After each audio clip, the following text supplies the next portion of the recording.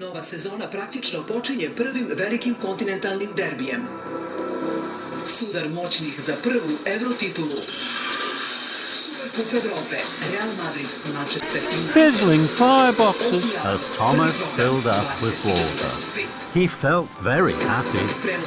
Suddenly there was a whoosh and a wheesh and a clackety-clack as a streak of silver roared by on the track. Fizzling fireboxes! What was that? Trembling tracks! Who was that? George! You can do whatever you want to, and I want to win.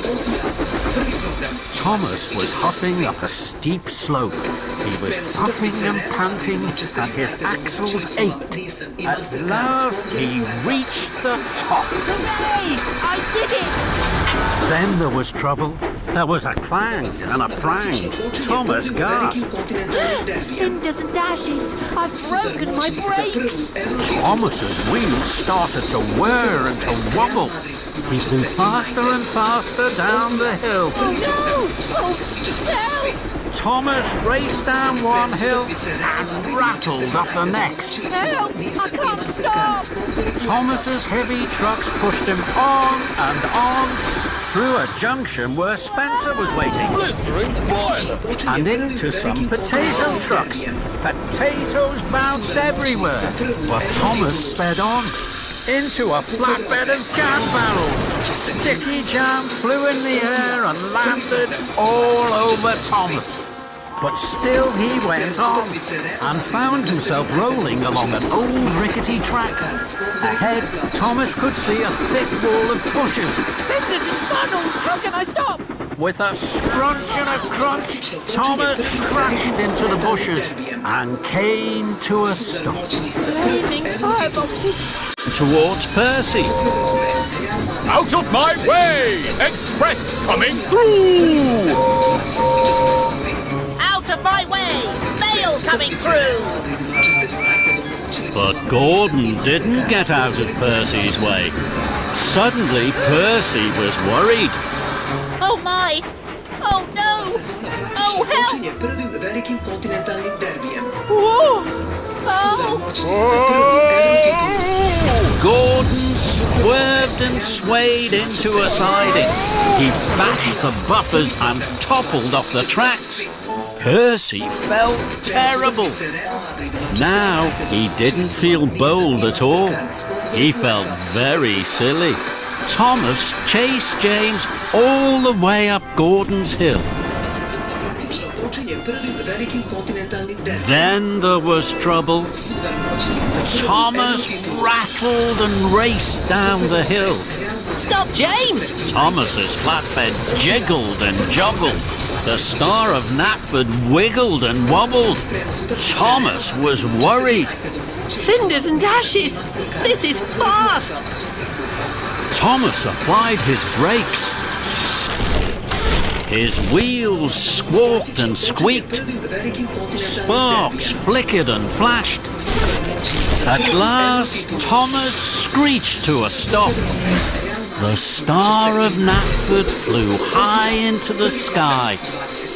It floated and flickered right over James and Henry and Percy, then crashed with a crunch and a crack onto the track in front of Thomas. Thomas gasped. The star is broken! Now my friend's wishes might not come true. Gordon thundered across the fenland. The tiny track creaked and cracked. Ferdinand puffed and panted. He was worried. You should slow down, Gordon. I don't listen to funny, frumpy engines. Then there was trouble. Gordon hit a bump in the track. The flatbed jumped, and with a splash and a crash, the Lion of Sodor tipped and toppled into the muddy marsh. Gordon heard the squelch and the squish. He screeched to a stop. I've lost the Lion of Sodor. It's a disaster. Oh, the indignity. That's right. Gordon is too heavy. I'll go and fetch Rocky. James snorted and sniffed. I will rescue Gordon. I will not need help. Thank you, Toby. So James was coupled up to Gordon. James heaved and James hauled. He huffed and he puffed. His face went as red as his paintwork. Nearly there, Gordon. Gordon shuddered and juddered. Gordon's driving wheels fell off the track. Bother. Excuse me, James. I think Rocky... No. Thank you, Toby. I do not need Rocky's help. James buffered up behind Gordon. James shoved and James shunted.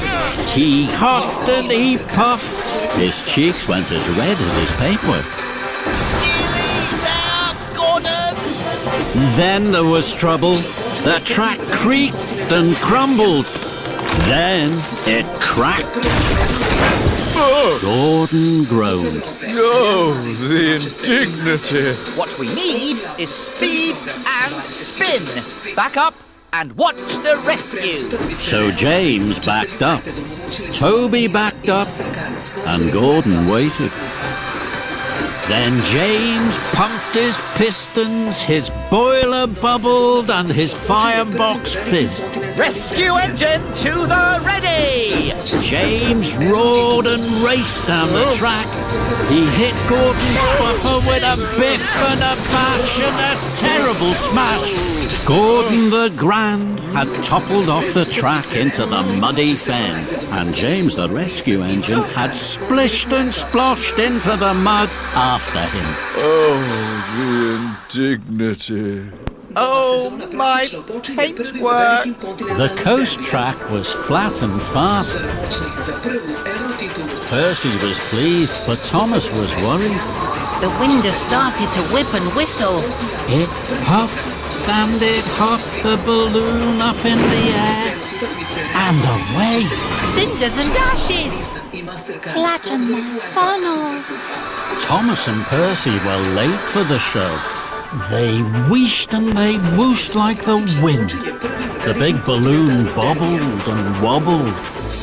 Then Gordon thundered towards them. Out of my way! Express coming through! Thomas and Percy screeched to a stop. Trembling tracks. The big balloon bounced from the flatbed high into the sky. Then it fizzed and it whizzed, darting this way and that as it shrank smaller and smaller. My heart! My hat! My heart! All the hats were hatless. Thomas, what are you doing? Thomas puffed Bertie onto the Shake Bridge. Then there was trouble. The bridge made the flatbed jiggle and joggle, and Bertie the bus rolled off. Thomas didn't know. Wasn't that grand, Bertie? Then Thomas gasped. He saw Bertie shudder and shake. Cinders and ashes. Emergency call, Justine! You must take these metal poles to Farmer McCall right away. His sheep shelter was blown down. He needs them to build a new one. Butch trundled and tracked to the metal poles. He lowered his arm. Butch has a marvellous magnet. Rocky and Harold were amazed. Hovering helipads! Butch's magnet hovered over the poles, but Butch was worried. Did Victor say my red light should be on? Don't worry about the red light, Butch. You're ready for action. So Butch nudged and budged the poles. They rolled this way and that, but his magnet didn't pick them up. Bother. Then there was trouble. Butch started to bash and crash his magnet too hard against the poles. With a crash and a splash and a sploosh and a whoosh, he knocked the poles right into the sea. And next to Captain